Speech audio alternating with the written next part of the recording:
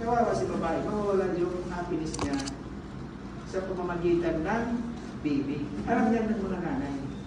So, don't allow. Kasi kung mag-asawa, hindi makakasix, it will, ganun din. Kasi kawawa din naman niya. Kasi, pwede rin, annulment. Why?